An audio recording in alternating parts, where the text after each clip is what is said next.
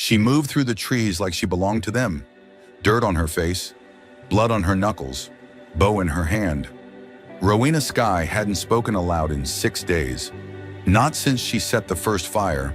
Not since the first body dropped in the ravine where they thought she'd die.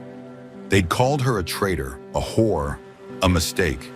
But now they called her nothing at all. Because one by one, the men who sold her for gold and whiskey were disappearing into the woods they thought they owned.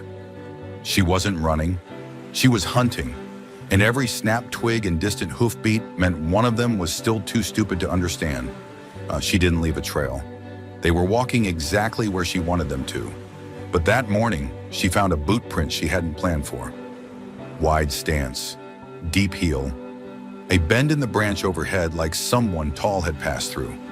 She crouched beside it, ran her fingers across the soil, and whispered the name she hadn't let herself say since that night by the fire. Cassian. They thought she was running. That's how it looked. One woman, alone in the high pine, dress torn at the seams, shoulders slick with sweat, a bow slung tight across her back. She left just enough tracks to be found, just enough scent for dogs to bark, and just enough blood on the brush to say, she's hurt, she's scared, she's close. But Rowena Sky wasn't scared, and she wasn't running. She was hunting backward. The men on her trail were cocky. They thought they were the story, that this was one last chase, just a loose end to clean up. They didn't know they were the ones being readied for burial. 3 of them rode ahead, heavy on their saddles, guns too visible, mouths too loud. One of them, Kip Morgan, laughed every time he saw a footprint. She's leaving us a trail like a girl wanting to be caught. Rowena heard him. She was just uphill, watching. A squirrel moved beside her elbow. She didn't flinch, didn't blink. She knocked the arrow, drew. Kip rode beneath her, jaw slack, and in one breath Rowena reminded him that the last mistake a man makes is thinking the prey's already caught. The arrow didn't hit his heart. It hit the reins. The horse reared. Kip tumbled back, head cracking against a rock. 2 seconds of chaos. 2 seconds more than she needed. The others ran for cover, guns drawn, eyes wild. Rowena was already gone. Back through the trees, boots light. She'd been walking barefoot for a mile, only pulling her boots on to leave deeper prints. It was all theater, all trap, and so far the stage was perfect. By dusk, she was 6 ridgelines away, camped beneath a fallen cedar that smelled like old sap and lightning. She wrapped the string of her bow, laid it gently beside the fire pit, and crouched to strip the bark from a tuber she dug near the stream. She didn't light a fire, not yet, but she'd earned a breath. 1, maybe 2. That's when she saw it. A print. Not like the others. Not like Kip or Jansen or Dooley. This one was wide at the toe, flat at the heel, deep, left-handed turn in the brush. Someone who moved slow, sure, and didn't care who heard him. She crouched beside it, and her stomach twisted. Not from fear, from recognition. Cassian Dorr had always walked like he was ready to die, but not in a hurry to get there. He wasn't supposed to be here. Not on this trail, not on her map, not inside this story. She whispered his name and didn't mean to, then stood and vanished into the trees. She didn't sleep that night. Instead, she traced every route in her head, every angle she'd planned, the ambush site near Dead Man's Spine, the creek bed that looped wide around Briar Hollow. Every twist had a purpose. Every fire ring had a reason. But Cassian, he wasn't meant to burn in this story. He was... She stopped herself, because she didn't know what he was anymore. Only what he used to be. They'd ridden together once, a long time ago, before the gold, before the betrayal, before she'd heard her name used like a curse in campfire songs. Cassian had been the one who didn't laugh when she missed a shot, the one who tossed her a coat during storm watches without comment, the one who'd kept his knife in hand when the others got too loud, too drunk, too sure. But he'd stayed silent when they sold her. That was what haunted her more than any bullet. Not what he'd done, but what he hadn't. Now he was in her woods, stepping in places he shouldn't have found, following a trail she hadn't left for him. And worst of all, she didn't know if he was trying to stop her, nor protect her from what came next. By morning, the sky was thick with stormlight. She moved fast, laying the next trap near the ravine. A half-felled pine rigged with tension, just enough to snap when the second man passed beneath. Not to kill, to slow. She didn't want them dead yet, not until they understood why.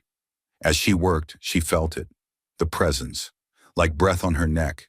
She spun, arrow drawn. But it was only the trees, only the wind, only memory. But her hands shook longer than they should have. When she returned to camp, there were two things she hadn't left. One, a length of jerky wrapped in oilskin. Two, a feather laid across her boot heel. Pale gray. Hawk. Their signal once. For, I see you, I won't shoot. She sat hard on the ground, stared at the feather until the sun slipped through the trees. Cassian was close. And worse than that, he remembered. Cassian Dorr had followed many trails in his life. Boot prints through snow, blood smeared across gravel, the bent stem of prairie grass after a wounded man staggered through. But nothing prepared him for the trail she left. It was too neat, too visible, like she wanted to be found, but not by them. He crouched beside a scuffed heel mark near the bend in the ravine. The soil was loose, but the depth told him what he needed.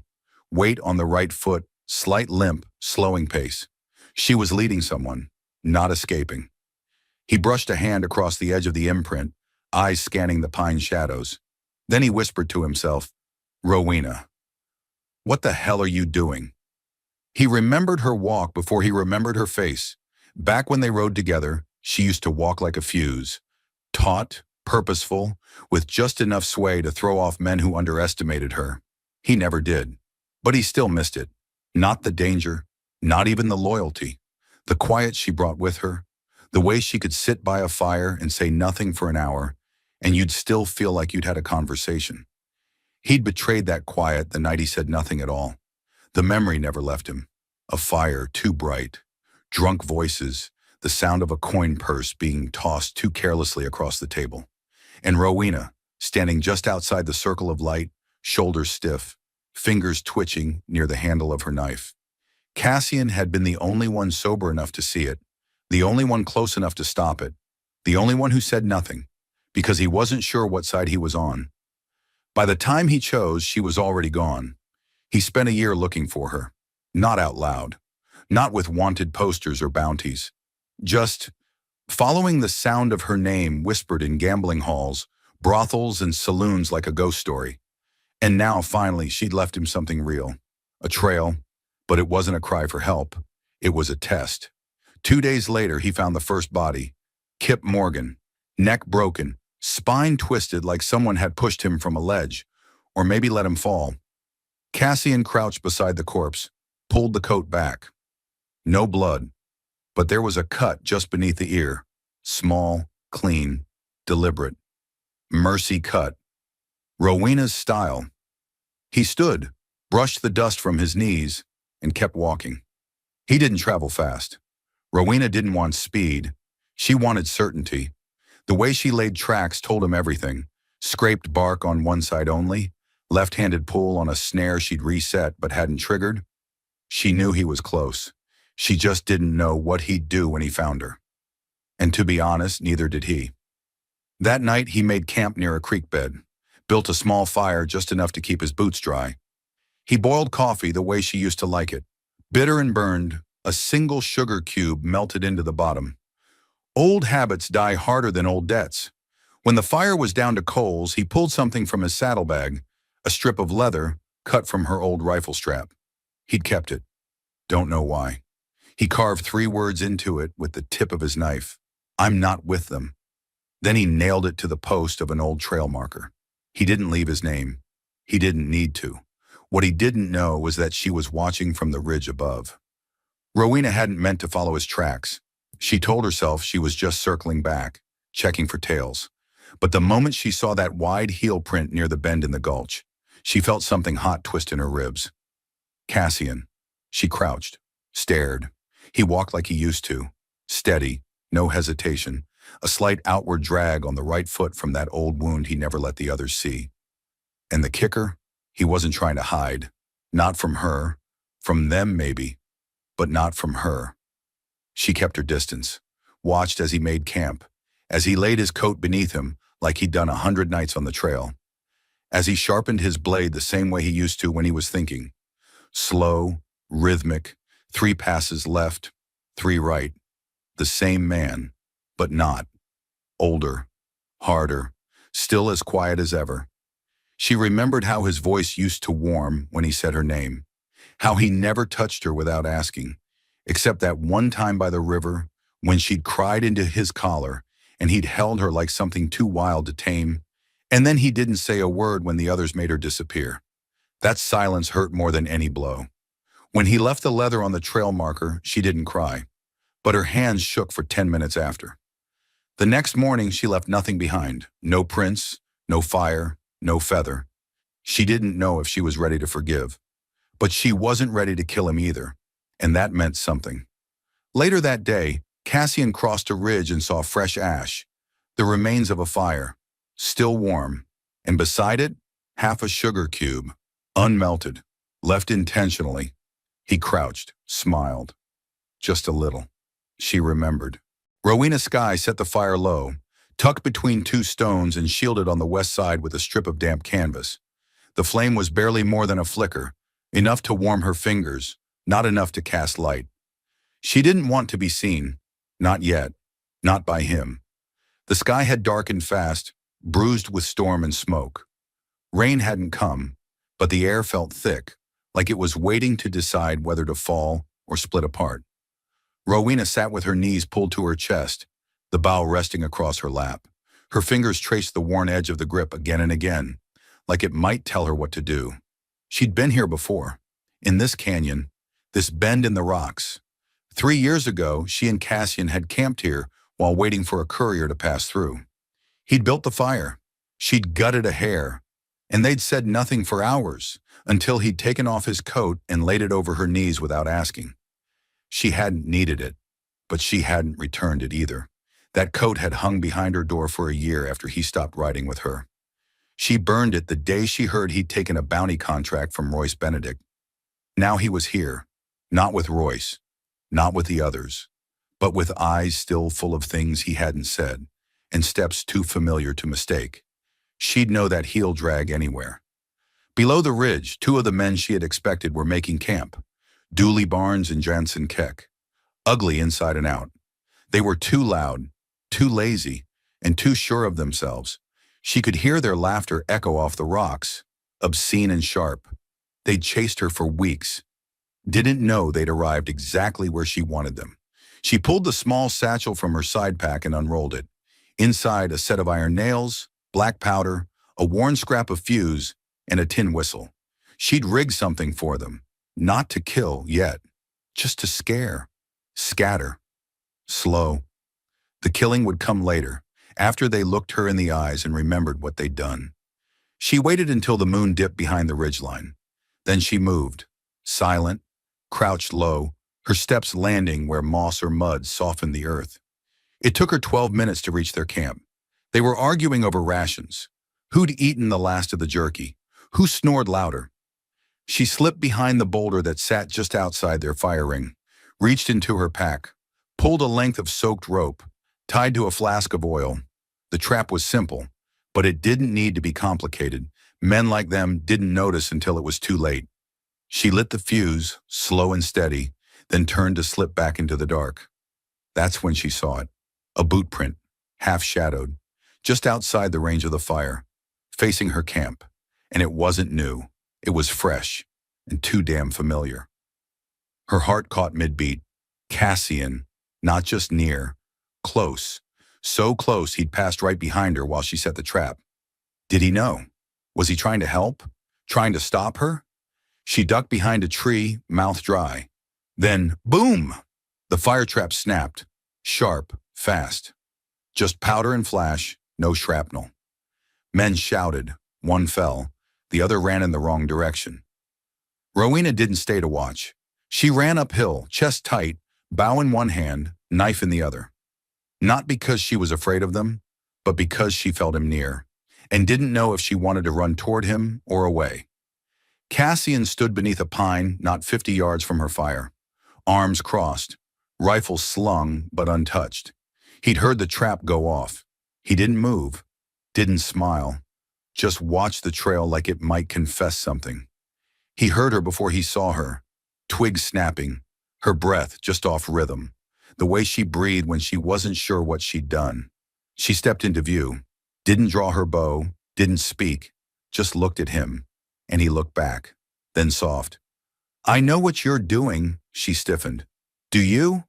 I know why. She took a step closer. You think you're here to stop me? He shook his head. I'm here to make sure no one else dies who didn't deserve it. Then you're already too late. Cassian stepped forward, but she raised her hand, not with a weapon, with a leather strip, his message. I saw it, she said. And I haven't decided what it means yet.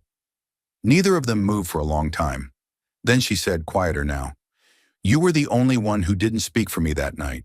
You didn't stop them. You didn't say yes. But you didn't say no either. I know, he replied, and I've been following you ever since.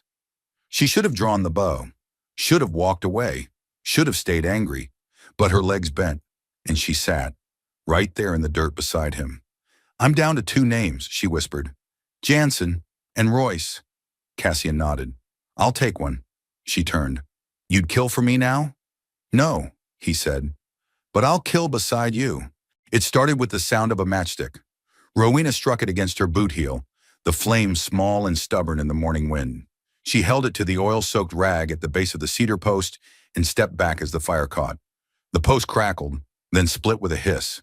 Inside the hollow, what used to be a moonshine barrel, was a letter. 4 lines. No name. Just words burned in her own handwriting. I didn't run. I waited. Now it's your turn. R. She left it where the others would find it and kept moving. Cassian rode beside her now, not ahead, not behind. They hadn't spoken much since the fire trap, but she'd let him walk inside her shadow, and that meant something. When she mapped out the terrain near Bitterwash, he didn't ask how she knew the land. When she drew lines in the dirt and marked where the shots should fall, he just nodded. And when she handed him a bullet with a red mark scratched into its base, he didn't ask who it was for. He only said, I'll take the shot when you say. Jansen came first. He was sloppy. Always had been. Even before the betrayal, he'd been the type to shoot first, drink second, ask questions never. He rode into the canyon just before dusk, dust rising off his horse like a warning. Cassian lay prone across the slope, rifle set, breath steady. Rowena stood out in the open, her coat open, hands at her sides, no weapon drawn. She let him see her, let him recognize what was walking toward him. Jansen pulled his pistol. Too late. Cassian didn't miss. The echo bounced off the rock 3 times.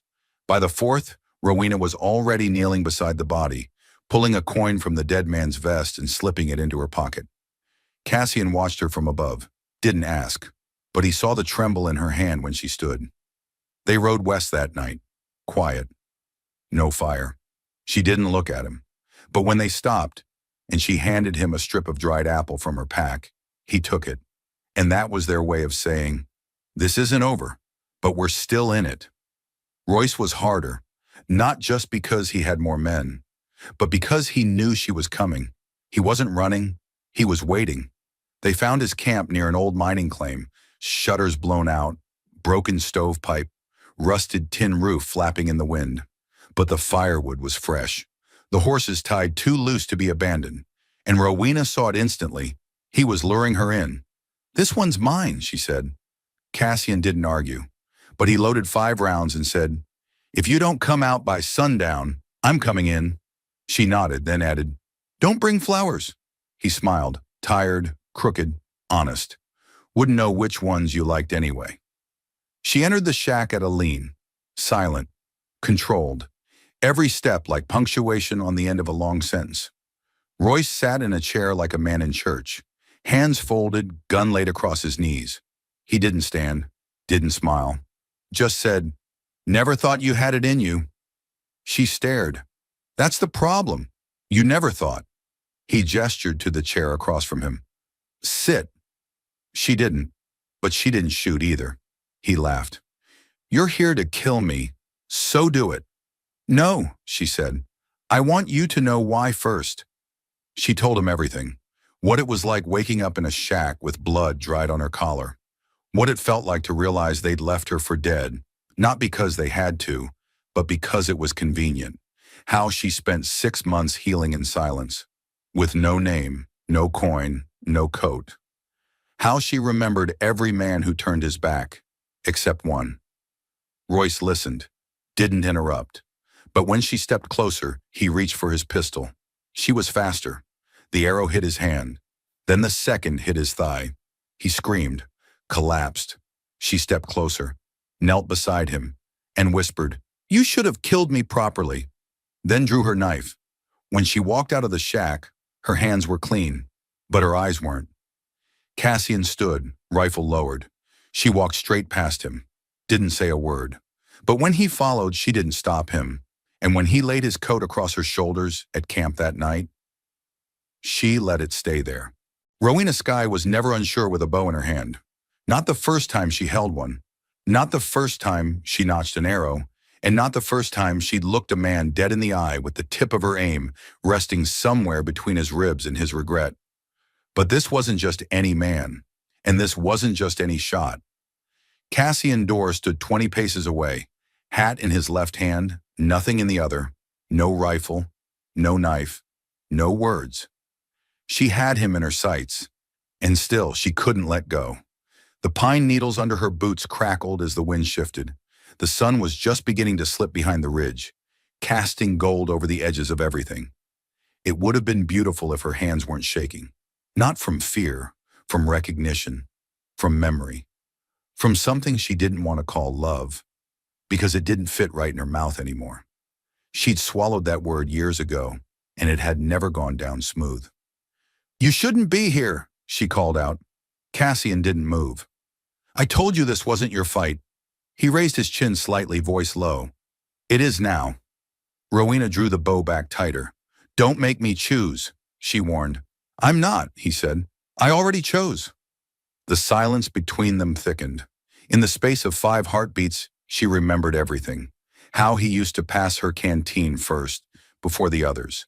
How he kept 2 bedrolls but only ever used one. How he knew when to speak and, more importantly, when not to. And how he'd stood there that night, just outside the circle of firelight, when they made the deal that sent her to die. He hadn't spoken up, hadn't raised a hand, hadn't tried to stop it.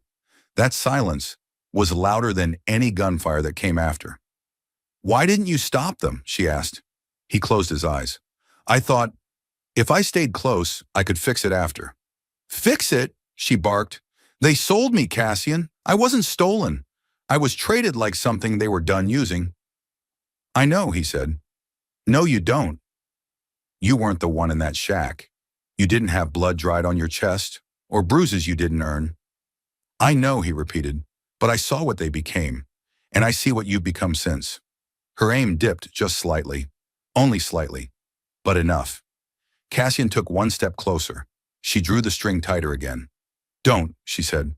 "I swear I'll do it." He nodded. "I believe you." "Then stop walking." "I can't," he said. "Why?" "Because you're the first person I've followed in years that didn't lead me somewhere worse." That stopped her breath. Somewhere in the pine above them, a bird called out, sharp and short. The trees rustled. The air between them shifted again. And suddenly, she didn't feel like the one with the weapon anymore. She felt like the one who might break first. "I buried you," she whispered. Cassian raised an eyebrow. "In the woods outside Burnt Ridge. I carved a mark in a tree. It was supposed to mean you were dead to me." He took another step. "And yet here I stand." She laughed once, bitter, breathless. "And that's the problem." He was 5 paces away now, close enough for her to smell him. Still the same mix, iron, pine, and dust. Still the same quiet underneath everything. Only now there was something else in his eyes. Not apology, not regret, not a plea. Just stillness, and something else she couldn't name. "I thought you came to stop me," she said. "No." "To judge me?" "No." She swallowed hard. "Then why?" He reached up, slow, and placed his hat on the branch beside him. "To make sure you don't forget there's someone left who never wanted you gone." Rowena's grip on the bow loosened. The string trembled. The arrow wobbled slightly. She looked at it, then at him, then lowered it. Not all the way. Just enough. I don't know if I can trust you, she said. You don't have to. I don't know if I can forgive you. I wouldn't ask you to. She stepped forward. Then what the hell do you want, Cassian? He looked at her like it hurt, and then softly. To be the last man standing who doesn't want anything from you but your name. She stared at him, long and hard. And then she handed him the arrow. He took it like it was glass. And they stood there palm to palm like the war wasn't over, but maybe, for a moment, it could wait. Later that night, they built a fire together. First time since before the betrayal. Cassian didn't speak unless she did. She didn't reach for him, but she didn't flinch when he sat close. And when the wind picked up and blew ash over their boots, she didn't move away when his coat brushed her shoulder. She just said, "You never flinched." He turned. "You aim true." "I always do." He looked at the sky, and she looked at him, and they didn't need to say the rest, because some shots don't need to be fired to land. The trail ended in silence. Not the kind that creeps after gunfire or the one that falls between strangers. This was the silence between two people who had run long enough and realized there was nowhere left worth running to. Rowena Sky stood on the porch of the abandoned mercantile, hands wrapped around a tin cup. The steam curled into the dry morning air, the way old ghosts rise when nothing is left to haunt. Cassian was inside, fixing a shelf that had leaned too far west. Like it, too, was trying to escape something. Neither of them said much anymore, but not because there wasn't anything to say, because sometimes when you've already pointed a weapon at someone's heart and didn't let go, every silence after that becomes a kind of vow. 3 weeks had passed since Royce Benedict's blood soaked into the roots of those pines. Rowena hadn't touched her bow since. It hung on the nail by the door, string loosened, grip worn smooth. Still close, still visible, but no longer part of her hands.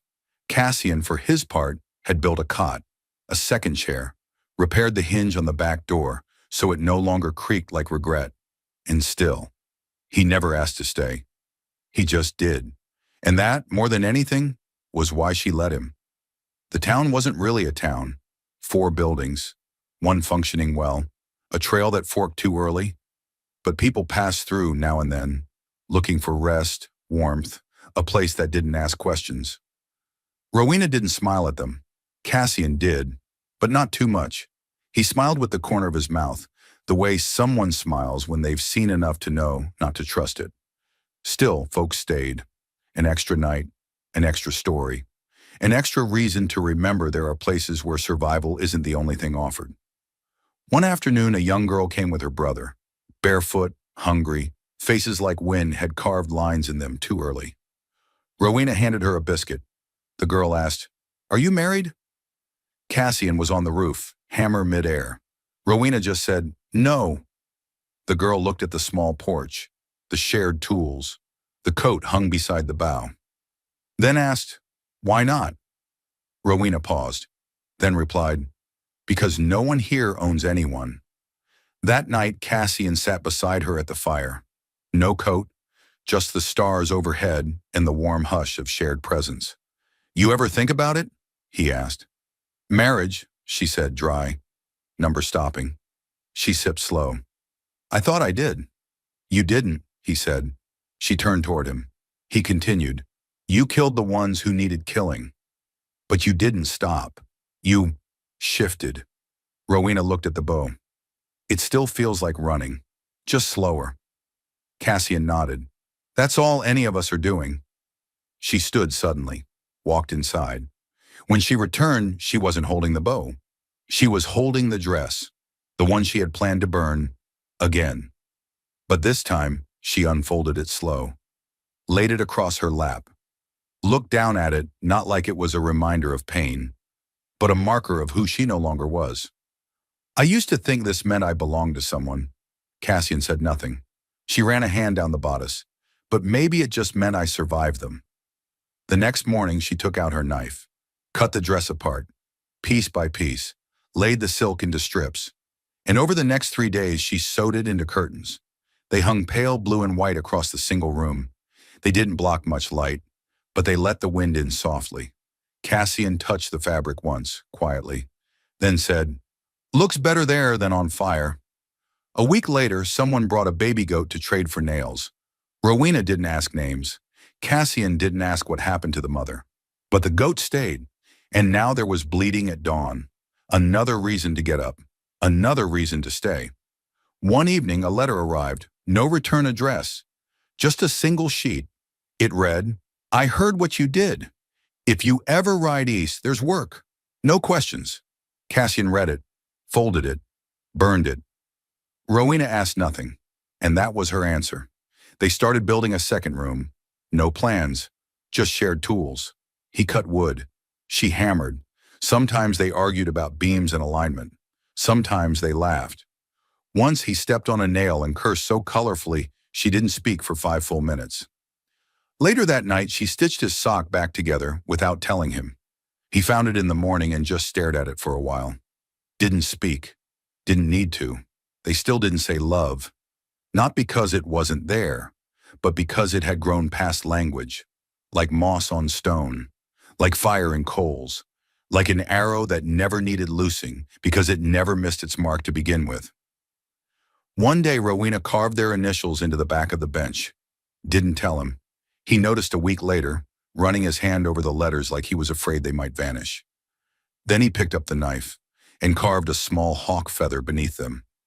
No words, just the old signal. "I see you. I won't shoot." They never married. They never left. But they stayed. Through thunder and drought, through strangers and scars, through nights where she woke breathless and he just reached out. No questions, only presence. The bow stayed on the wall, but so did the coat. And sometimes in the quiet just before the sky turned gold, Rowena would reach for Cassian's hand and not pull away. She never said, "I love you." He never asked her to. But in the way they sat side by side, building something small in a world that had tried to break them, you could feel it. Because sometimes love doesn't arrive with music or vows.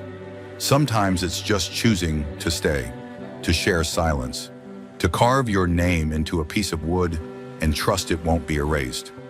Rowena didn't lower her bow, but she stepped closer. And for a man who never flinched, that was enough. Did this story leave something in your chest too? Tell us below, what moment stayed with you the longest? And where in the world are you watching from tonight? We read every single comment. The Texas sun beat down mercilessly on the dusty trail leading into Dustwood, turning the air into shimmering waves of heat that danced above the cracked earth.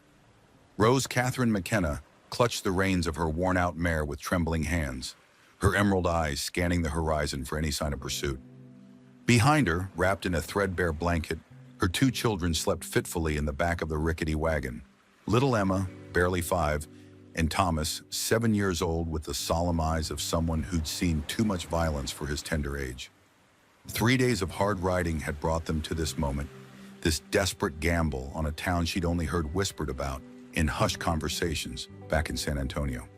Dustwood, Texas, a place where questions weren't asked, where a woman could disappear into the vastness of the frontier and start over, if she was brave enough and desperate enough to try. The bruises on her ribs had faded to a sickly yellow, but the memory of Seamus McKenna's fist still burned fresh in her mind. Her husband's drunken rage, his threats, the way Thomas had tried to shield his sister when the shouting started. It all played in her mind like a nightmare that refused to end. But they were free now, or as free as 3 souls could be in 1887 Texas, with nothing but $47, a lame horse, and hope as fragile as prairie grass. Dustwood wasn't much to look at, a collection of weathered buildings squatting in the desert like bones bleached by the relentless sun. Main Street stretched barely 200 yards, flanked by a saloon, general store, blacksmith, and a handful of other establishments that served the scattered ranches dotting the surrounding territory. Rose guided her exhausted mare toward the town's single water trough, acutely aware of the curious stares following her progress. She'd learned to read men's faces during her years with Seamus, and what she saw in Dustwood's residence was a mixture of curiosity and calculation. A woman traveling alone with children was either running from something or towards something, and in either case she represented opportunity or trouble, sometimes both. "Easy, girl," Rose whispered to her mare, more to calm her own nerves than the animals. The horse had been limping for the last 10 miles, and Rose knew they wouldn't make it much farther without help. The irony wasn't lost on her. She'd fled one kind of dependence, only to find herself desperate for another kind of assistance. "Ma'am?" The voice was deep, steady, and surprisingly gentle. Rose turned to find herself looking up at a man who seemed carved from the very landscape around them. Tall and lean, with sun-weathered skin and eyes the color of storm clouds, he wore the practical clothes of a working rancher, worn leather chaps, a dust-covered hat, and a Colt .45 that hung on his hip with the casual ease of long familiarity. "Name's Caleb Thorne," he said, touching the brim of his hat in a gesture that spoke of a mother's careful upbringing. "Couldn't help but notice your horse is favoring her left front leg. These desert trails can be hard on animals that aren't used to them." Rose straightened in her seat, acutely aware of how she must look. Travel-stained, exhausted, with 2 sleeping children that marked her as either a widow or a woman who'd fled her husband. Neither option painted her in a particularly favorable light in a place like Dustwood. "We're managing just fine, thank you," she said, proud of how steady her voice sounded despite the chaos in her chest. "Just stopping for water before we move on." Caleb's eyes flicked to the children, then back to her face, and Rose saw something shift in his expression. Recognition, perhaps, of the particular kind of desperation that drove people to the edge of civilization with nothing but the clothes on their backs and hope as thin as morning mist. "Where you headed, if you don't mind my asking?" he said, and his tone held no judgment, only a quiet concern that made Rose's throat tighten unexpectedly. "We're—" she began, then stopped, realizing she had no good answer. They weren't headed anywhere specific. They were running from somewhere, which was an entirely different thing. "We're looking for work," she said finally. "I can cook, clean, mend clothes. The children are well behaved." Thomas stirred in the back of the wagon, his dark eyes opening to take in the stranger with the wariness of a child who'd learned not to trust easily. Emma remained curled against her brother, one small fist tangled in his shirt, as if even in sleep she was afraid of being separated from the one person who'd always protected her. Caleb noticed the children's reaction, or rather Thomas's protective positioning and Emma's instinctive clinging, and Rose saw his jaw tighten almost imperceptibly. Whatever he was thinking, he kept it to himself, but when he spoke again, his voice held a decisiveness that hadn't been there before. "I've got a ranch about 5 miles south of here," he said. "The Broken Creek spread. I've been managing on my own for—" He paused, something painful flickering across his features. "For 3 years now. Could use help with the house, the cooking. There's a separate cabin for you and the children, and the work's honest." Rose stared at him, searching his face for signs of the hidden motivations she'd learned to expect from men who offered help to desperate women. But all she saw was a man who looked as weathered and worn as the landscape around them, someone who understood what it meant to need a second chance. "Why?" she asked, the question slipping out before she could stop it. Caleb was quiet for a long moment, his gaze drifting to the horizon where heat waves blurred the line between earth and sky. "Because everyone deserves a place to rest," he said finally. "And because sometimes helping someone else is the only way to help yourself." The honesty in his voice undid something in Rose's chest, and for a moment she felt dangerously close to tears. She'd been running on determination and desperation for so long that simple human kindness felt like a luxury she'd forgotten existed. "All right, Mr. Thorne," she said quietly. "My name is Rose McKenna, and these are my children, Thomas and Emma. We'd be grateful for the work." When Caleb smiled, the first real smile she'd seen since arriving in Dustwood, Rose felt something that had been frozen inside her chest for years begin to thaw. The Broken Creek Ranch stretched across the Texas landscape like a promise written in earth and sky. 2,000 acres of rolling grassland dotted with mesquite trees and meandering cattle trails. But it was the ranch house itself that told the real story of Caleb Thorne's last 3 years. Built solid and practical, with a wide front porch and tall windows designed to catch the evening breeze, it should have been welcoming. Instead, it felt like a monument to absence. Rose noticed the details immediately. The way dust had settled on surfaces that should have been regularly cleaned, the missing curtains at windows, the garden plot that had been left to run wild with weeds. This was a house where someone had once lived, not just existed, and that someone was gone. Your cabin's just behind the main house, Caleb said, helping her down from the wagon with a gentleness that surprised her. His hands were calloused from ranch work, but his touch was careful, respectful, so different from Seamus's grabbing, possessive grip that Rose had to fight back unexpected tears. The cabin was small but well built, with a stone fireplace, 2 rooms, and its own well. Someone had taken care to stock it with basic supplies: coffee, flour, salt pork, and there were quilts on the beds that smelled of cedar and sage. It was more comfort than Rose had dared hope for, and certainly more than she felt she deserved. "Mr. Thorne," she began, but he held up a hand to stop her. "Caleb," he said simply, "and you don't need to thank me. You'll earn your keep, I promise you that. The main house hasn't had a woman's touch in—" He paused, pain flickering across his weathered features. "In a long time. And the children can help with the chickens, gathering eggs. There's always work on a ranch." Thomas had climbed down from the wagon and was studying Caleb with the serious expression of a 7-year-old trying to determine if this new adult could be trusted. Emma clung to her mother's skirts, thumb in her mouth despite being too old for such comforts. "Are you a real cowboy?" Thomas asked suddenly, his first words since they'd arrived. Caleb crouched down to Thomas's eye level, his movements slow and non-threatening. "I reckon I am," he said seriously. "Got the boots, the hat, and the horse to prove it. You ever ridden a horse, son?" Thomas shook his head, but Rose could see the longing in his eyes. Back in San Antonio, the only horses he'd seen were the draft animals, pulling delivery wagons through the city streets. The idea of actually riding one was clearly beyond his imagination. "Well, maybe we can fix that," Caleb said, straightening. "But first, your ma needs to get you all settled in.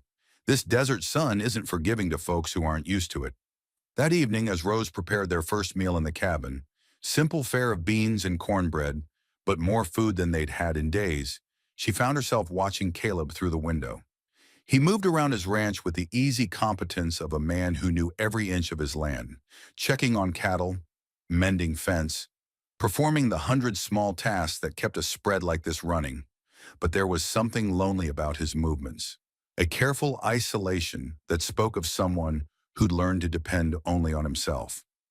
When he thought no one was watching, his shoulders would slump slightly, and he'd pause in his work to stare off at the horizon with an expression that made Rose's chest ache with recognition. She knew that look. She'd seen it in her own reflection often enough. The face of someone who'd lost something precious and wasn't sure how to live without it. After the children were asleep, Rose sat on her cabin's small porch, listening to the night sounds of the Texas prairie. Coyotes howling in the distance, cattle lowing, the whisper of wind through the mesquite trees. It was so different from the city noise she'd grown accustomed to, and yet somehow more peaceful than anywhere she'd lived since childhood. A soft knock at her door interrupted her thoughts. Caleb stood there, hat in hand, looking uncertain for the first time since she'd met him. "I wanted to make sure you all had everything you needed," he said. "The desert gets cold at night, and the cabin hasn't been lived in for a while." "We're fine," Rose assured him, but she could see he had something else on his mind. "Mr. Thorne, Caleb, if you don't mind my asking, what happened to the person who lived here before? The woman who took care of your house?" Caleb was quiet for so long that Rose thought he might not answer. When he spoke, his voice was carefully controlled. "Her name was Sarah, Sarah Thorne. She was my wife." He paused, his knuckles white where he gripped his hat. "Comanche raid 3 years ago. I was out checking the north pasture when they came. By the time I got back—" He didn't finish the sentence, but he didn't need to. Rose had heard similar stories since coming to Texas. The frontier was beautiful, but it was also dangerous, and it took payment in blood from those who called it home. "I'm sorry," she said quietly and meant it. "She must have been very special." "She was." Caleb's voice was rough with old grief. "She would have liked you, I think. Would have been glad to see children playing in the yard again." They stood in comfortable silence for a moment, two people who understood loss, and were learning to navigate around the holes it left in their lives. "Caleb," Rose said as he turned to go, "thank you for all of this. I know we're strangers, and you had no reason to help us." He paused at the edge of the porch light. "We're all strangers until we're not," he said simply. "Get some rest, Rose. Tomorrow's going to be a long day." 3 weeks at the Broken Creek Ranch had transformed more than just Rose's circumstances. It had begun to transform her understanding of what life could be. She rose each morning before dawn, moving quietly through the main house as she prepared breakfast and began the day's cleaning. But unlike the frantic, fearful efficiency she'd developed in San Antonio, this work felt purposeful, even peaceful.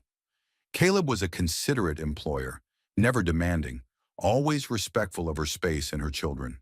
He worked long days on the ranch, but he made time to show Thomas how to care for the horses, how to recognize good grass from poor, how to read the sky for signs of changing weather. And with Emma, he displayed a patience that sometimes brought tears to Rose's eyes, crouching down to examine the flowers she picked, listening seriously to her endless questions about the ranch animals, letting her help him feed the chickens, even when her help made the task take twice as long. "He's been different since you all arrived," observed Martha Hendricks, the wife of Dustwood's general store owner, when she came to deliver supplies one afternoon. "More present, if you know what I mean. For 3 years, Caleb's been going through the motions of living, but it's like he's been sleepwalking. Now he looks awake again." Rose felt heat rise in her cheeks at the woman's observation. She'd noticed the change in Caleb, too. The way he lingered over his morning coffee instead of gulping it down. How he'd started humming while he worked. The way his eyes had lost some of their haunted quality. But acknowledging that her presence might be responsible for these changes felt presumptuous, even dangerous.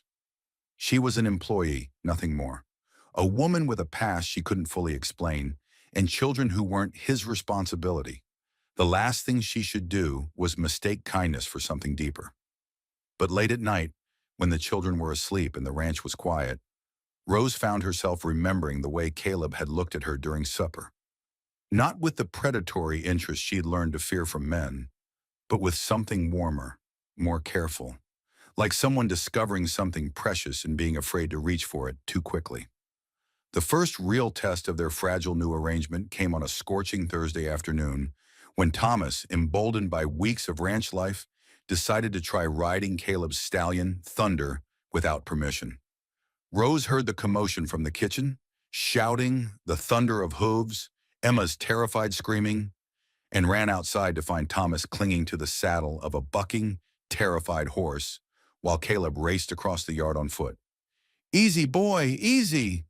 Caleb's voice was calm despite the crisis, his hands reaching for Thunder's bridle as the stallion reared and spun. "Thomas, don't let go. Just hold tight to the saddle horn."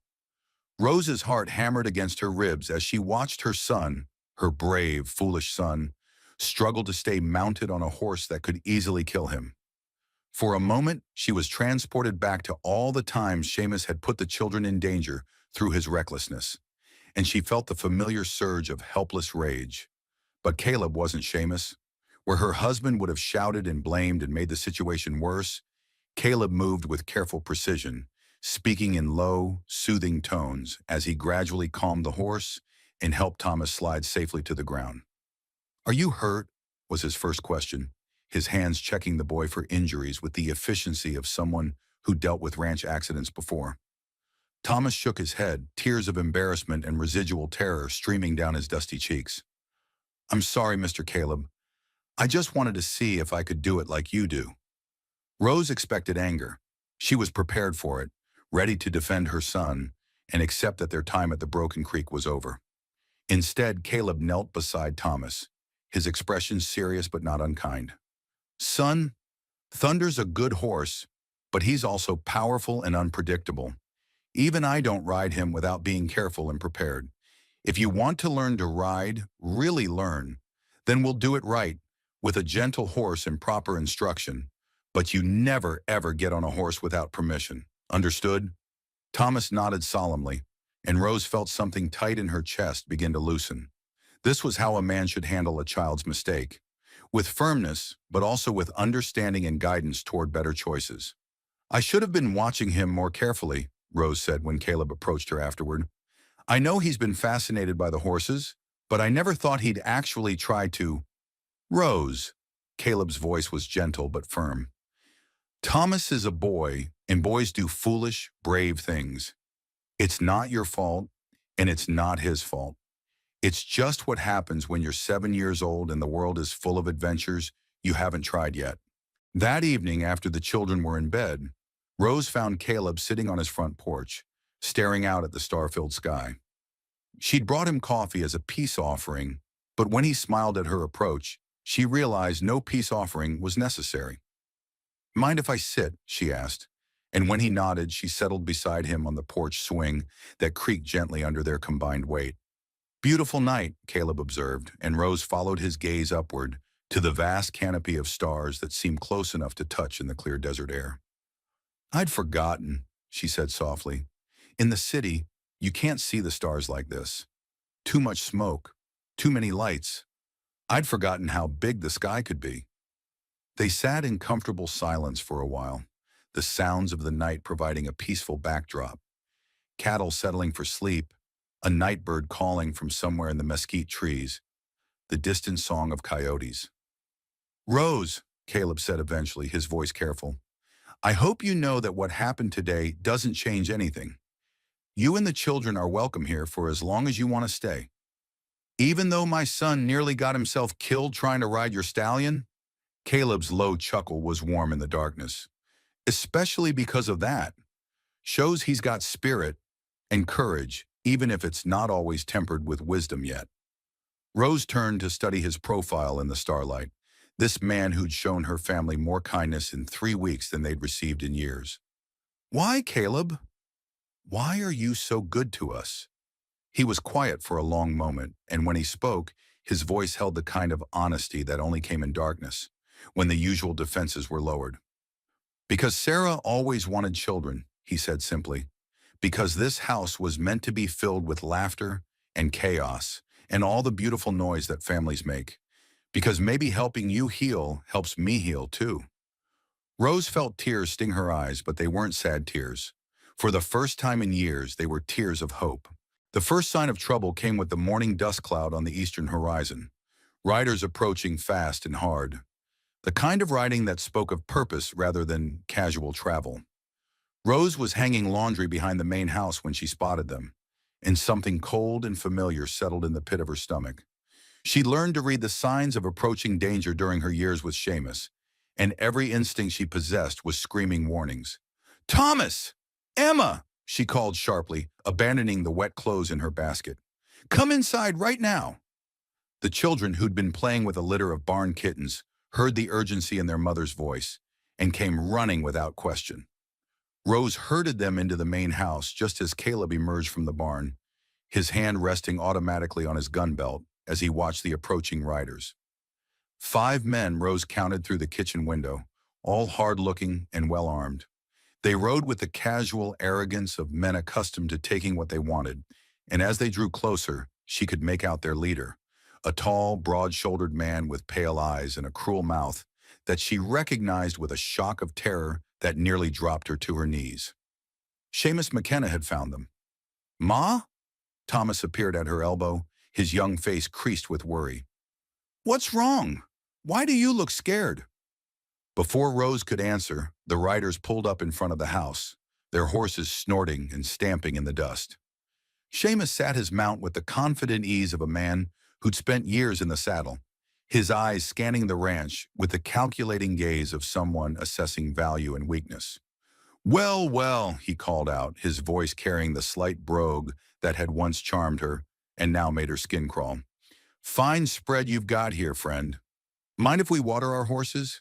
It's been a long, dusty ride from San Antonio. Caleb stepped into view, and Rose could see the subtle shift in his posture. Still relaxed, but ready. He'd recognized these men for what they were, even if he didn't yet understand their specific purpose. Water's free to any traveler, Caleb said evenly. Trough's right there by the corral. But Seamus made no move toward the water. Instead, his pale gaze found the kitchen window where Rose stood frozen, and his smile was the predatory expression of a wolf spotting wounded prey. Actually, I'm looking for something else, Seamus said, dismounting with fluid grace. My wife, to be precise. Rose Catherine McKenna. Pretty little thing, green eyes, traveling with two children. You wouldn't happen to have seen her, would you? The silence that followed was thick with tension. Rose could feel Thomas pressing closer to her side, could hear Emma whimpering softly from where she'd hidden behind the kitchen table.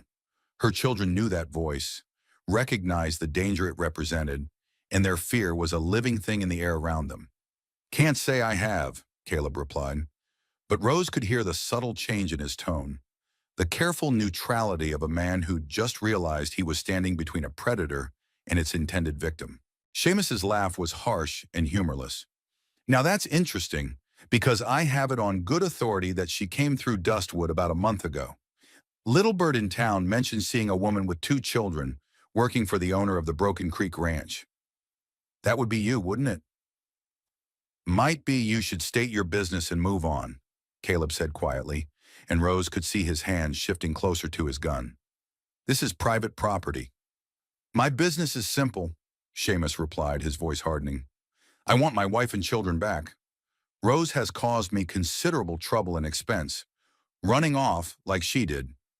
Left me to explain to the good people of San Antonio why my family suddenly disappeared in the middle of the night. Maybe they had good reason for leaving, Caleb observed, and Rose felt a surge of gratitude for his quiet support, even as terror continued to claw at her chest. Seamus's face darkened with familiar rage.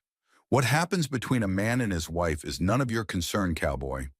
Rose belongs to me, and so do those children. I've got the law on my side, marriage certificate, birth records, all legal and proper. It was true, Rose knew with sinking certainty. In 1887 Texas, a woman was essentially her husband's property, and children belonged to their father regardless of his character or treatment of them. Seamus could demand their return, and most law enforcement would support his claim. Ma'am, Caleb called without turning around, his voice carrying clearly to the kitchen window. You hear this conversation? Rose's throat was too tight with fear to speak, but she managed a barely audible, yes. You want to go with this man? The question hung in the air like gunpowder waiting for a spark.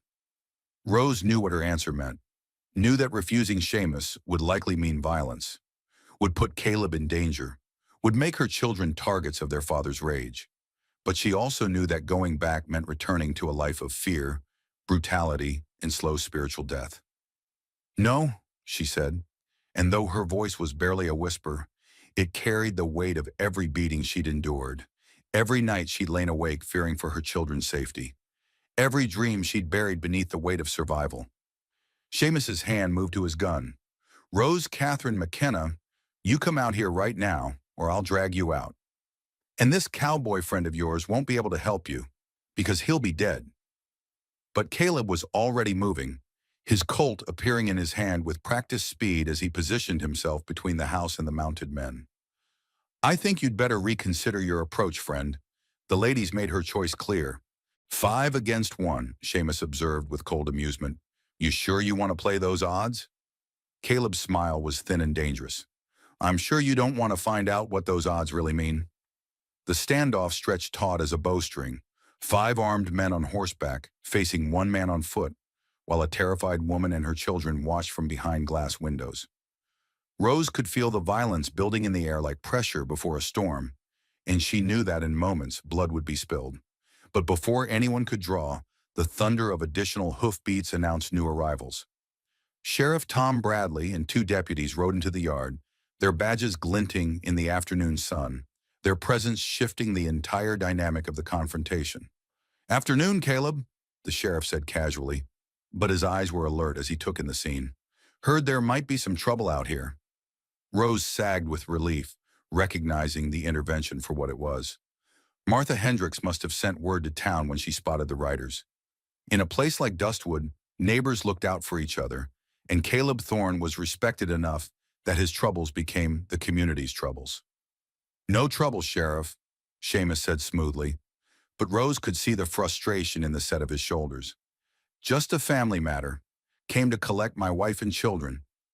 Sheriff Bradley's gaze found the kitchen window where Rose stood, and his expression was kind but firm. "Ma'am, you free to speak for yourself?" This was it, the moment that would determine everything. Rose could see the calculations running behind Seamus's eyes, could feel the weight of decision pressing down on her like a physical force. But for the first time in years, she wasn't alone. Caleb stood ready to defend her. The sheriff was offering her a voice, and her children were depending on her courage. She stepped out onto the porch, her knees shaking but her voice steady. "I don't want to go with him, Sheriff. My children and I are safe here, and we'd like to stay." The words hung in the air like a declaration of war, and Rose could see murder in Seamus's pale eyes.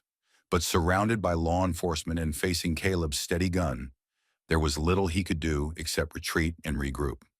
"This isn't over, Rose," he said quietly, his voice carrying the promise of future violence.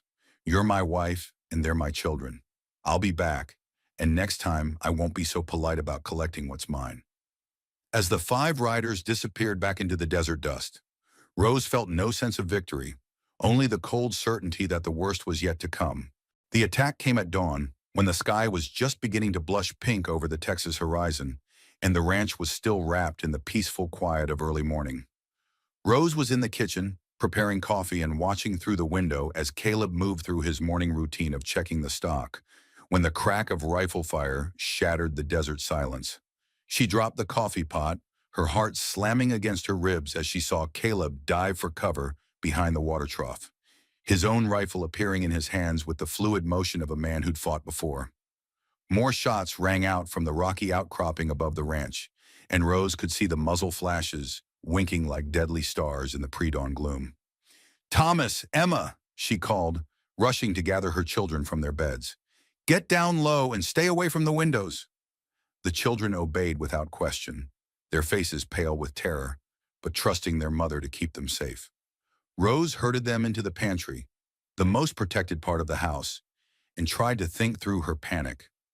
Seamus had made good on his threat to return, but this wasn't the legal reclamation he'd attempted the day before. This was war. Outside, the gunfire continued in sporadic bursts.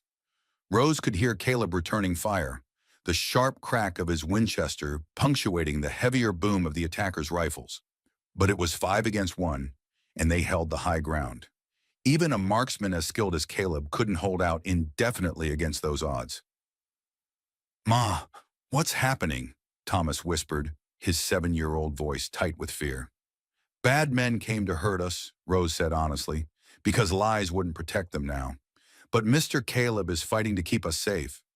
"Like in the stories?" Emma asked, her thumb creeping toward her mouth in search of comfort. "Yes, sweetheart, like in the stories." But this wasn't a story, and Rose knew with sickening certainty that stories didn't always have happy endings. If Seamus and his men managed to kill or drive off Caleb, there would be nothing standing between them and her children. She'd be dragged back to San Antonio, back to a life of violence and fear, and this time Seamus would make sure she never had another chance to run. A new sound reached her ears, the thunder of approaching horses, but from the wrong direction.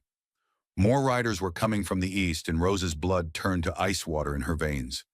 Reinforcements for Seamus, perhaps, or other men drawn by the sound of gunfire, like vultures to carrion.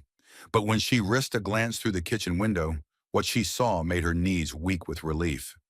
Sheriff Bradley and a half-dozen men from town were racing across the prairie, their horses stretched out in full gallop, their rifles glinting in the morning light. Behind them rode Martha Hendrick's husband and several of the local ranchers, men who'd known Caleb for years and wouldn't stand by while he was murdered by strangers. The tide of battle shifted in an instant. Caught between Caleb's steady fire from below and the approaching posse from behind, Seamus and his men found themselves trapped in the rocks with nowhere to run. The gunfire became more frantic, more desperate, as the attackers realized their ambush had become a siege. "Give it up, McKenna," Sheriff Bradley's voice carried clearly across the ranch yard. "You're surrounded, and there's nowhere to go." The response was a flurry of wild shots that sent the posse diving for cover, but Rose could hear the desperation in the gunfire. These weren't the controlled, aimed shots of confident men. These were the panicked rounds of people who knew they were beaten. The final confrontation came suddenly. One of Seamus's men broke from cover, running for the horses they'd left hidden in the arroyo. Caleb's rifle spoke once, and the man tumbled to the ground, his legs shattered but not fatal. The sight of their companion's fall broke the remaining attacker's nerve. "We surrender!" one of them called out, his rifle appearing above the rocks, with a white shirt tied to the barrel. "Don't shoot! We're coming down!" But Seamus McKenna wasn't ready to surrender. Even as his companions emerged from the rocks with their hands raised, he remained hidden among the boulders, and Rose could feel his pale eyes searching the ranch buildings for some sign of her and the children. "Seamus!" she called suddenly, stepping onto the porch despite every instinct screaming at her to stay hidden. "It's over! Give yourself up!" Her husband's head appeared above the rocks, his face twisted with rage and desperation. "Come with me, Rose," he shouted. "Come with me now, and nobody else has to die." "No," Rose said simply, and the word carried all the strength she'd discovered over the past month.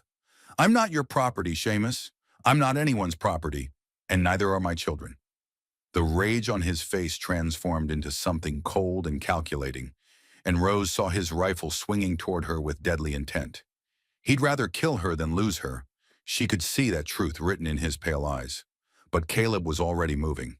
His rifle cracked once, a clean shot that sent Seamus spinning backward into the rocks. When the echoes faded, the only sounds were the morning wind and the distant lowing of cattle, as if the ranch itself was sighing with relief. Sheriff Bradley and his men climbed up into the rocks to check on the fallen man. When they returned, the sheriff's face was grim but satisfied. "It's over," he told Rose simply. "Seamus McKenna won't be threatening you or anyone else ever again." Rose felt her knees give out, and she sat down hard on the porch steps, the weight of months of fear and tension finally lifting from her shoulders. Thomas and Emma emerged from the house and wrapped their arms around her, and for a long moment the three of them simply held each other and marveled at being alive. "Ma'am," Sheriff Bradley said gently, "I'll need to take statements from everyone, write up a report, but I want you to know what happened here was self-defense, pure and simple. McKenna came onto private property with armed men, opened fire on a peaceful ranch. Any judge in Texas would call this justified." As the sheriff and his men led the surviving attackers away in shackles, Rose found herself alone with Caleb for the first time since the nightmare began. He stood at the edge of the porch, his rifle still in his hands, his face drawn with the aftermath of violence. "Are you hurt?" she asked, searching his face for signs of injury. "No," he said quietly. "But I killed a man today, Rose. Your husband. That's not something that sits easy, no matter the circumstances." Rose stepped closer, close enough to see the pain in his storm-gray eyes. "He would have killed you," she said simply. "He would have killed you and taken my children, and made their lives a hell you can't imagine. You saved us, Caleb. You saved all of us." When he looked at her then, she saw something shift in his expression. A recognition of what they'd been through together, what they'd survived, what they might yet build from the ashes of their shared trauma. "What happens now?" he asked. Rose reached for his hand, feeling the calloused strength of his fingers as they intertwined with hers. "Now we live," she said simply. "We heal. We build something beautiful where there used to be fear." 3 months after the gunfight that ended Seamus McKenna's reign of terror, Rose Catherine McKenna became Rose Catherine Thorne in a simple ceremony held on the front porch of the Broken Creek Ranch. The entire population of Dustwood turned out for the wedding, along with friends and neighbors from ranches scattered across 50 miles of Texas prairie. Rose wore a dress of cream-colored silk that she'd sewn herself, with wildflowers from the ranch's meadows woven into her auburn hair. Thomas, now 8 and grown tall from good food and ranch work, served as Caleb's best man with the serious dignity of someone entrusted with an important task. Emma scattered flower petals with 5-year-old enthusiasm, her face glowing with the joy of a child who'd learned that home could be a place of safety rather than fear. "Do you, Caleb James Thorne, take this woman to be your lawfully wedded wife?" Reverend Morrison asked, his voice carrying clearly across the assembled crowd. "I do," Caleb said, his eyes never leaving Rose's face. "I take her to love and protect, to cherish and support in all the days God grants us together." When it came time for Rose's vows, she found herself thinking not just of the future they would build, but of the journey that had brought them to this moment, The desperation that had driven her from San Antonio, the terror of that first night in Dustwood, the gradual blooming of trust and affection that had grown into something deeper and more lasting than she'd ever dared hope for. "I do," she said, her voice strong and clear. "I take you, Caleb, not just as my husband, but as my partner in building a life worthy of the love we've found. I promise to stand beside you through whatever storms may come, and to help you find joy in all the beautiful, ordinary moments in between." The kiss that sealed their union was gentle, respectful, full of promise rather than passion. A kiss that spoke of foundations being laid rather than fires being lit. There would be time for passion later, Rose knew. Years of it, hopefully, growing and deepening as they learned each other's rhythms and dreams. The celebration that followed was pure frontier joy. Fiddle music and dancing, Martha Hendricks' famous apple pie, and enough barbecued beef to feed half the county. Children ran between the dancers, their laughter mixing with the music and the warm evening air. Men discussed cattle prices and weather patterns while their wives shared recipes and gossip. It was the kind of community gathering that bound neighbors together and made the isolation of ranch life bearable. But for Rose, the most precious moments came in the quiet spaces between festivities. Thomas showing the other children how to properly saddle a horse, his chest puffed with pride at his ranch-learned knowledge. Emma curled in Caleb's lap during a break between dances, her small hand tracing the embroidered flowers on Rose's wedding dress. The way her new husband looked at her, not with possession or ownership, but with the wondering gratitude of a man who'd been given an unexpected second chance at happiness. As the evening wound down and the guests began to drift toward their wagons and horses, Sheriff Bradley approached the newlyweds with a telegram in his weathered hand. "This came through on the wire from Austin," he said, offering the paper to Rose. "Thought you might want to see it before tomorrow." Rose unfolded the telegram with shaking fingers, afraid of what news it might contain. But as she read, her face broke into a smile that rivaled the sunset painting the western sky. "What is it?" Caleb asked, concerned by her silence. "It's from the territorial governor's office," Rose said, her voice filled with wonder. "About Seamus's estate in San Antonio. Apparently he had gambling debts that exceeded the value of everything he owned. But there was a life insurance policy, one he took out when Thomas was born and forgot about. It's enough to—" She paused, hardly daring to believe what she was reading. "It's enough to buy the Miller place." The Miller Ranch bordered the Broken Creek to the north. 800 acres of good grazing land, with a creek running through it, and a small house that had stood empty since old Pete Miller died the previous winter. Combined with Caleb's spread, it would make them one of the largest ranch operations in the county.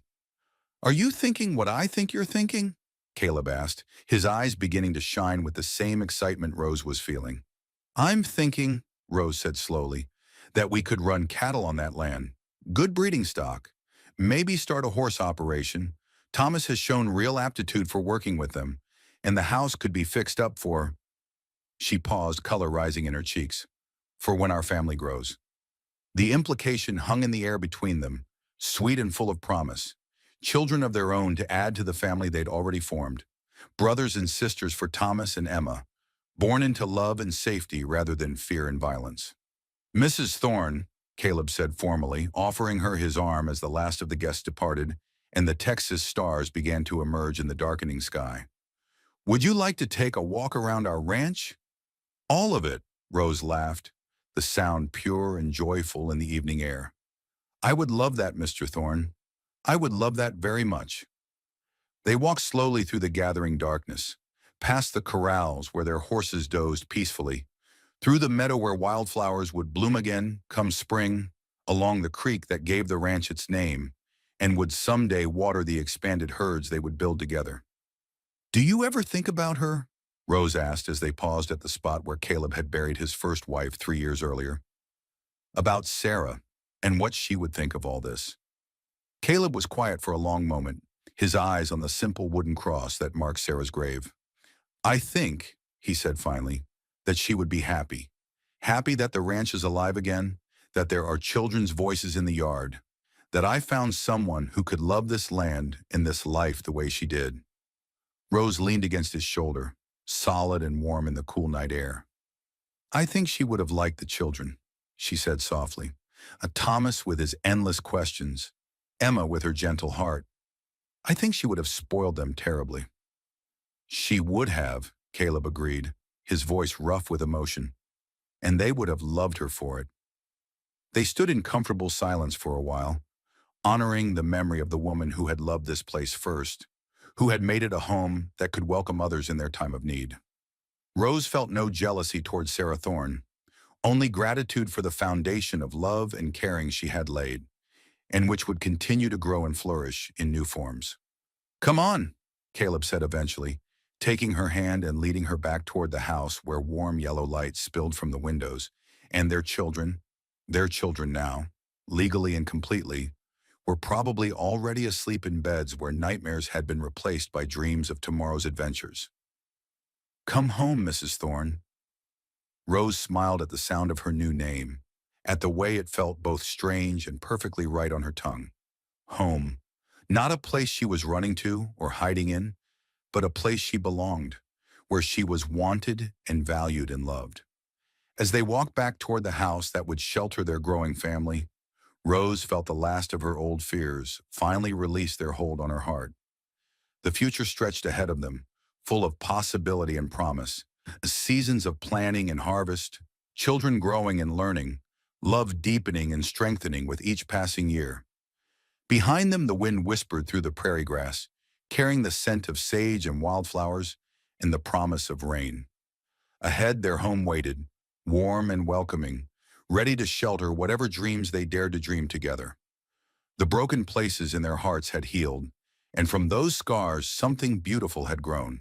Years later, when folks in Dustwood told the story of Caleb Thorne and Rose McKenna, they'd speak of it as more than just a tale of love found in unlikely circumstances. It became a legend of the Texas frontier, proof that even in the harshest landscapes, kindness could take root and flourish. The Broken Creek Ranch prospered beyond anyone's dreams. Thomas grew into a fine horseman who could gentle the wildest Mustang with patience and skill. Emma became the teacher Dustwood had always needed, bringing learning and laughter to children scattered across the vast county. And the children who came after, Sarah Rose and little Caleb, named for the woman who'd blessed the land first and the man who'd made it bloom again, grew up knowing that home was a place where love multiplied instead of diminished. Rose's dress shop expanded beyond the borders of Texas, her design sought after by society ladies as far away as New York and San Francisco. But she never forgot where she'd learned that true beauty came from the inside out, that the most elegant gown meant nothing if the woman wearing it didn't know her own worth. Caleb became more than just a successful rancher. He became a pillar of the community, a man other men looked to for guidance and wisdom. He served as sheriff when Tom Bradley retired, helped establish the county's first bank, and always kept his door open for travelers who needed a meal or a place to rest. But perhaps most importantly, they proved that love could conquer even the darkest chapters of the past. That two broken hearts, given time and tenderness, could heal into something stronger than either had been alone. The ranch still stands today, they say, its buildings weathered but sturdy, its lands still green with promise.